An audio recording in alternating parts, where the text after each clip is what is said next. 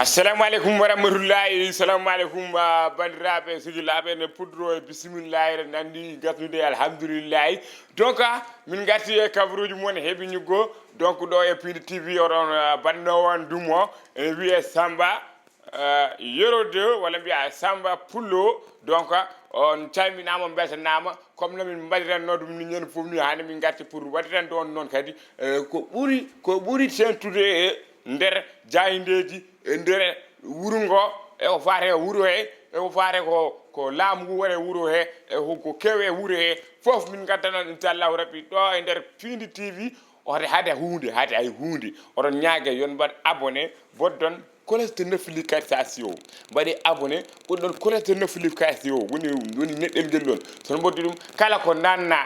ko nanna e Piindi vidéo naɗo fof ma are ma sone ma ɓodda jeeɓa no ɓuuri yawirde donc ko télé mon ko télé men ko télé fulɓe enen fof jagguen en ha tiiɗa voilà donc hande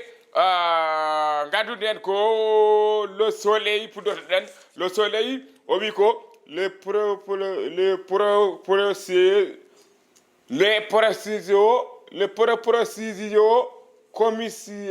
commission laamu ngu ene o wima laamu ngu ene adi peeje ngam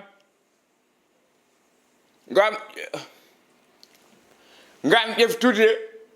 commission ala ngam ƴeftude commission ŋaaji poddi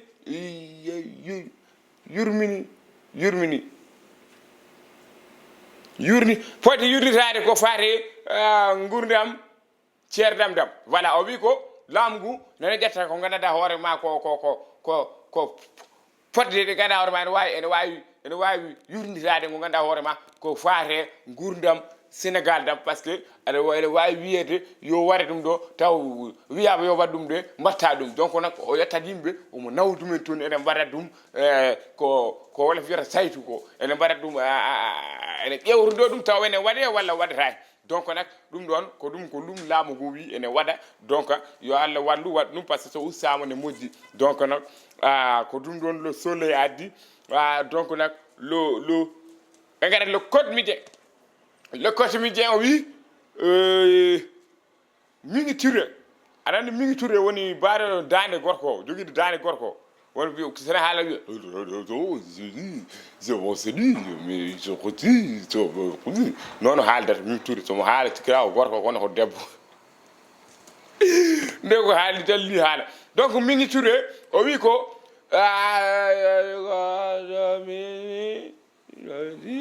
ko boni no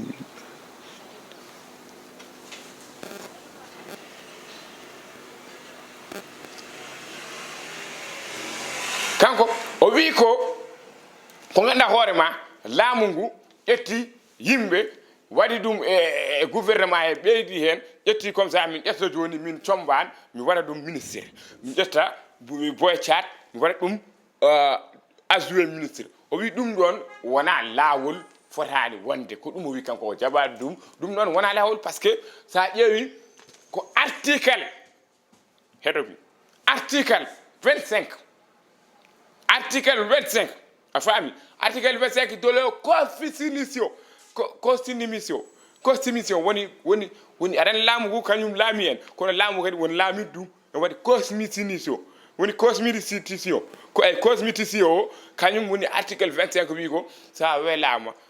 laamu ɗum ɗo ɗum laamu ngu ala o ko bandam ala o ko neɗɗam ala o ko wona neɗɗam ko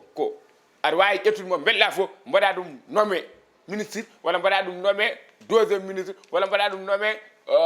adjoint ministre walla powade me poste ɗum ɗon ala to winda donc Mingi Touré wi kono yiɗi tan ko bonnude affaire uji kono ɗum ɗon jarani kada haaldu Mingi Touré par ce que so tawi ka jiɗɗo waɗede ministre walla ɗum ɗon jarani kada kaasa ɗum ɗon par ce que ɗum ɗon ko article o haari article 25 constitution ko won haali ɗum donc ɗum ɗon constitution noon so haali hay sinno a addi ɗum wimami isen bolto ɓurde wawde dogde aduna wawa heftade hay tum wawa wonde donc ala ko ɗum ɗon woni ko le sommelier le quotidien ko ɗum addani men par ce que ko Mimi Touré ɓe gaddi ok les écolos mesdames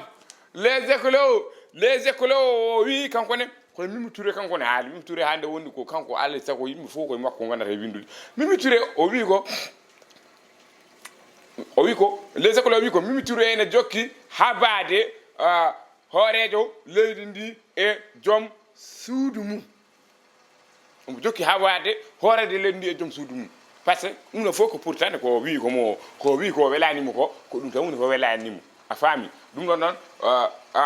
Mimi Touré minen Sénégal min gandiri ɗum ko jaam sabu Allah e nelaɗo accu yimɓe gone jaam e salam e newuyo e gurdam moƴƴam e deyre voilà ko ɗum min jiiɗi gartana men yimɓe gone jaam e deyre Sénégal c'est un pays de la teranga c'est un pays de la paix ha Mimi Touré wikino ha bo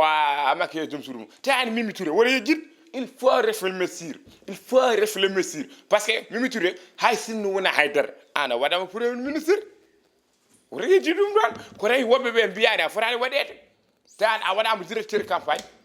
ha manda holko mbaɗeɗa goɗɗum a waɗama ene heewi wona ɗum tan mbaɗeɗa donc nden hamma wiide min fotani waɗede yoɓe mbaɗ goɗɗo a wiyani noon donc on neɗɗo fof e lahal mum a ñaami lahal ma gasi walla a ñaami ñiiri ma gasi nebam sirma ma gasi suuko ko tawɗa ɗon o ñaɓa so tawi nebam sirma hakkude ñiiri o gasi a ñaamiran ɗon ñiiri ndi tan pofta voilà so gummi les écoles ɓe garate sport wi ko Arsenal ala wona Arsenal de Arsène Wenger wi o wi ko Arsène Wenger o wi ko caɗele keftide Liverpool caɗele keftide Liverpool a faami ko taki ɗum holko taki caɗele keftide Liverpool de par ce que o wi ko Liverpool caɗele keftide ɗumen de e oɗo saaha wona haydara so wona ko Sadio Mané yehi ko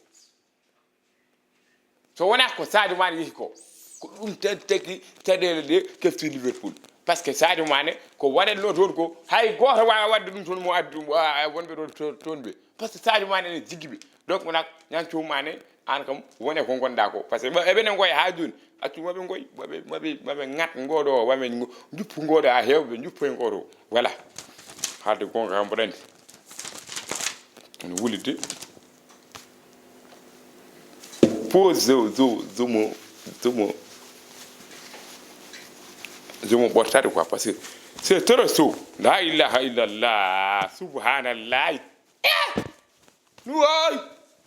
Sénégal moi je sors Sénégal Daoud Bab Daoud wat feere mi daña visa hay sinno ko Maroc ɗo sabu Allah subhanallah ni jamula walla ki poli kiiɓi da ñëw fi admot féri kawmo lan voilà ko ɗum ɗon oɗo Arsenal oɗo wimo ko Arsenal Arsène Wenger ko ɗum wi ko entraîneur Arsenal ko ɗum wi Sadio Liverpool ko taki gone caɗelde par ce que Sadio Mané yehi ko ɗum tawi ɓe gone taylale ɓe piye ɓe dayata haydara voilà ko ɗum ɗon o wi kanko noon sen gumi makko en garade ko ganduɗa hoore ma kañum woni oɗo no wirte gol o Macky Sall ko an kaldami nani ko journal wiyode ɓe mbi ko 300 personnes mbiɗare nawa Qatar 300 personnes en Sénégal no wayi murni stade mo ganduɗa hoore ma ene waɗa 2 milliards de personnes mbiyaɗa nawa 300 personnes Qatar Macky Sall minen fo rofamen hen min mo jogui passeport Bab Daoud so tawi aɗa nana mi wi Macky mo jogui passeport Qatar yo rofa men komi jahowo komin gulloyoɓe par ce que a wawa wiide ko forino coupe du monde yimɓe ɓe nawa 500 000 personnes an nawa 300 personnes Macky Sall non c'est ça j'aime pas ça non ça moi j'aime pas ça il faut recruter tous les mondes des Sénégalais qui vont aller là-bas de supporter les Lions après il va là-bas c'est fait que so tawi kay ko 300 personnes ten 12e gaynde ne wawi yade ale Casa 300 personnes 12e gaynde ale Casa so ɓe nenti ɓe mbawi yaade hay goto wasa yaade donc minen fo rofa men hen komin yahoɓe komin wulloyoɓe komin waɗiyoɓe saltel min Sadio Mané Koulibaly woy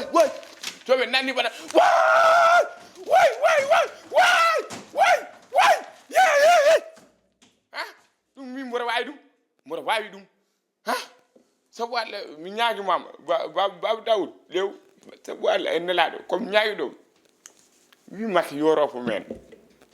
sabu Allah wi yoropo parce que Qatar mi meeɗa yaade Qatar kono hay so wona ɗum min komi Sénégalais sabu Allah wi babu Dawud Dia a kaldaɓe de sabu Allah wi makki yo rofo men e yawoɓe Qatar ɓe par ce que min mboɗo woɗi yaade Qatar par ce que komi supporter ko gullumi ɗo ko ndiwmi ɗo heewa mbawa ɗum sabu Allah yo beydi o rofo men mboɗo jogui passeport am yalti ok donc mayide tampide ok sen gummi ɗon garten koye rubrique o hande ko président men garmi quoi Macky Sall quoi a faami par ce que Macky ñanden mi yii o ƴetti kanko oto makko o yeehi e beddaji manda ko holton wonno manda ko VDN manda holton omo waɗa tourné oto makko o wirtonede sawa président waɗi noon a waɗi noon gotorol a yii ngollo geeñi wawi mbiɗa aɗa waɗi noon président min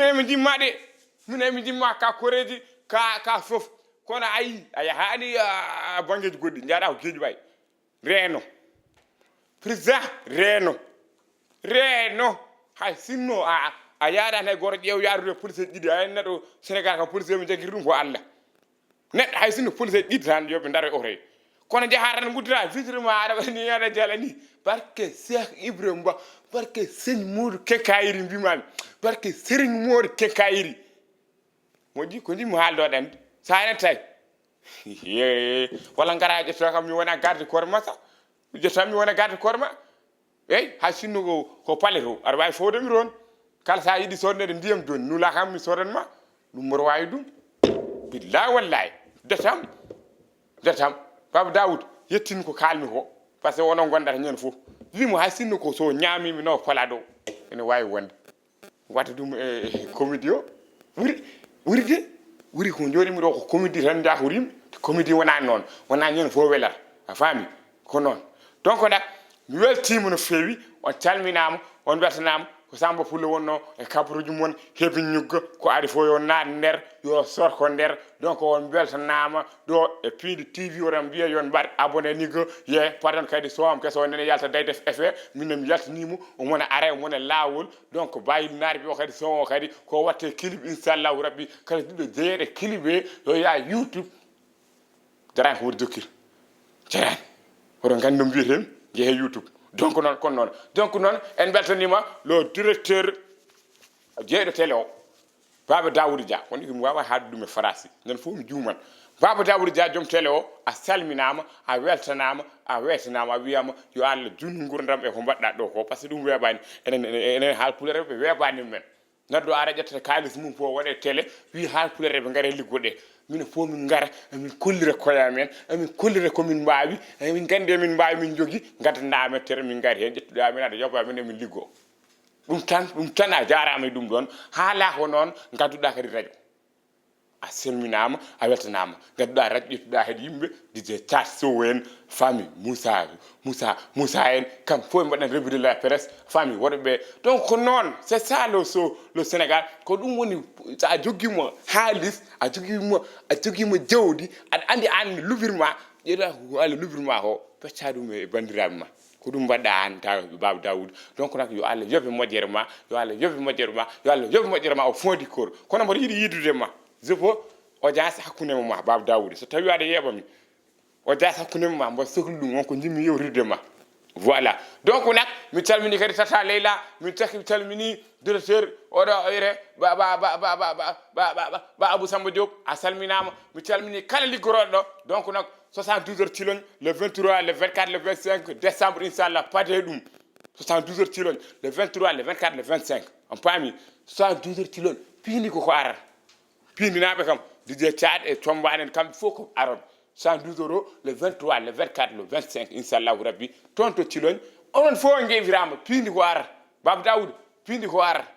ko be aro yo be ngar be film affaire mbare ndokuri virir affaire o be totte fof inshallah rabbi be mbaro dum be film ha wela min foko min jahobe don donc on totte rendez-vous le 23 le 24 le 25 décembre ala silon jeri wuro Ceerno Hammi Baba Talla wuro baba wuro nenam wuro yimbe fof wuro awlube serebe serifabe donc nak ko non ok donc nak ko dum wonno